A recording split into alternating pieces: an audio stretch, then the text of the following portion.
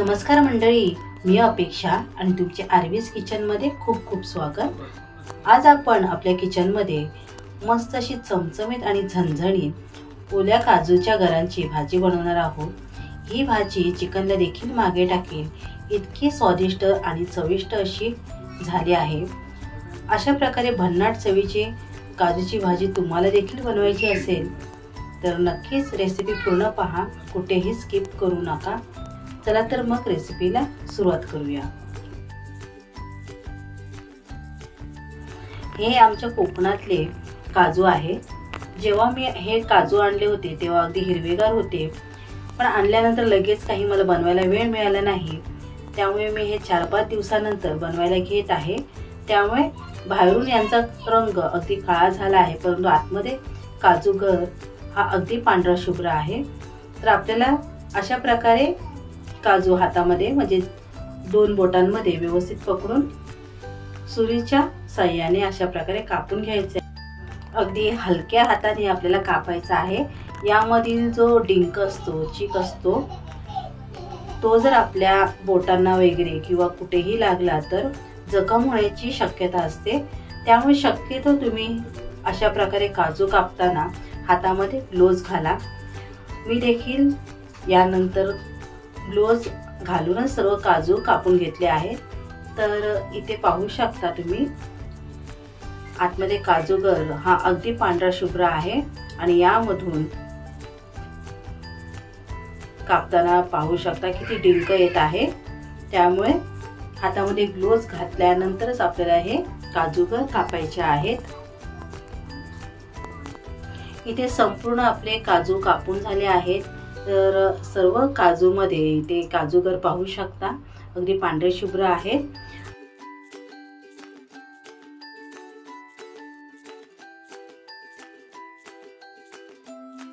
आता इथे मी गॅसवर हे एक पातेलं ठेवलं आहे। त्यामध्ये 1 ते 1.5 ग्लासच्या आसपास आपल्याला पाणी गरम करून घ्यायचं आहे। तर सुरुवातीला मी इथे तुम्हाला हा काजूगर आहे तो डायरेक्ट सोलून दाखवते। अशा प्रकारे जर आपण सोलला ना काजूगर तर काजूचे तुकडे होतात, व्यवस्थित त्याची साल निघत नाही। त्यामुळे काय करायचं, हे काजू अशा प्रकारे न सोलता आपल्याला पाणी गरम करून घ्यायचे आणि चांगल्या गरम पाण्यामध्ये आपल्याला हे काजू न सोलताच टाकायचे आहेत। पाण्याला उकळी आली की त्यानंतर आपल्याला लगेच गॅस बंद करायचा आहे। तर गरम पाण्यामध्ये या काजूगरची साल आहे ती अगदी सहजरित्या निघते, कोणतेही कष्ट घ्यावे लागत नाहीत, जास्त त्रास देखील होत नाही, अगदी सहज निघते। त्यामुळे पाणी गरम करून घ्यायचं आणि व्यवस्थित पाण्याला एक उकळी आली की लगेच गॅस बंद करायचा। आणि हे पाणी आता थंड झाल्यानंतर आपण याची साल काढून पाहूया। आता इथे पाहू शकता या काजूगरची साल ही अगदी सहज निघत आहे। अशा प्रकारे सर्व काजूगर आपण सोलून घेऊया।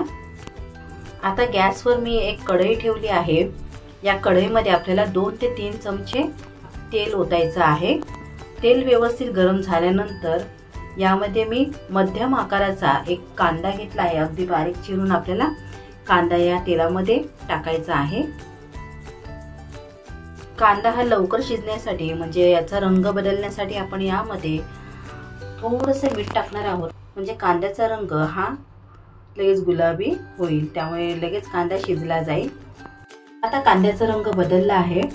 यावेळी आपण एक लाल बुंद छोट्या आकाराचा टोमॅटो घेतला आहे, तो आपल्याला यामध्ये चिरून टाकायचा आहे। तो देखील मऊ होईपर्यंत आपल्याला शिजवून घ्यायचा आहे।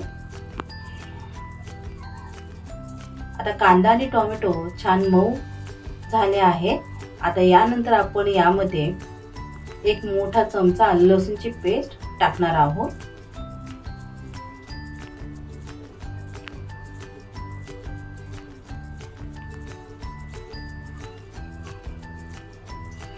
ही आलं लसूणची पेस्ट आपल्याला 1 मिनिटभर या तेलामध्ये परतून घ्यायची आहे। या आलं लसूणच्या पेस्ट मधील जो उग्र वास आहे म्हणजे कच्चा वास आहे तो निघून जाईपर्यंत आपल्याला एखाद मिनिटभर आपल्याला आलं लसूणची पेस्ट परतून घ्यायची आहे। आता ही आलं लसूणची पेस्ट आपल्याला कांदा टोमॅटोमध्ये छान मिक्स करून घ्यायची, एकजीव करून घ्यायची आहे। आता हे सर्व एकजीव झाले आहेत व्यवस्थित, तर यामध्ये एक मोठा चमचा काश्मीरी चिली पावडर टाकून हा मसाला आपण यामध्ये छान एकजीव करून घेऊया। इथे पाहू शकता कांदा टोमॅटो आलं लसूणची पेस्ट आणि मसाला छान एकजीव झाले आहेत। आता आपण यामध्ये वाटण टाकणार आहोत। कांदा आणि खोबऱ्याचं हे वाटण आहे, 3 चमचे मी इथे वाटण घेतलं आहे। हे वाटण आपल्याला या मसाल्यामध्ये छान एकजीव करून घ्यायचं आहे।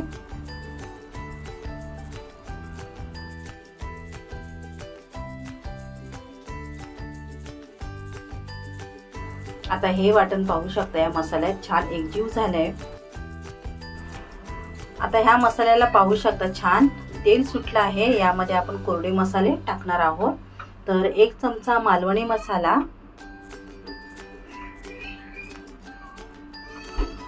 अर्धा चमचा हळद पावडर, 1.5 चमचा धना पावडर, आणखी अर्धा चमचा मी इथे काश्मीरी चिली पावडर घेतली आहे। आता हे मसाले व्यवस्थित परतून घेऊया।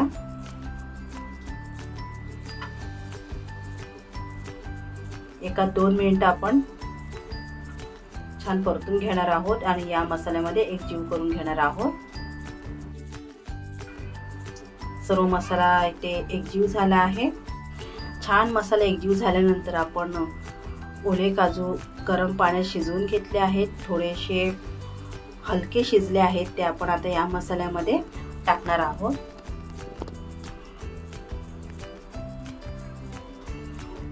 आता या मसाल्यामध्ये आपण हे काजू एकदा मिक्स करून घेऊया। त्यानंतर यामध्ये आपण गरम पाणी टाकून हे काजू शिजवून घेणार आहोत। तर इथे मी 1 ग्लास गरम पाणी घेतलं आहे। गरम पाणी टाकल्यामुळे भाजीला रंग सुरेख येणार आहे आणि भाजी पटकन शिजेल। यामधील काजू आहेत ते पटकन शिजले जातील।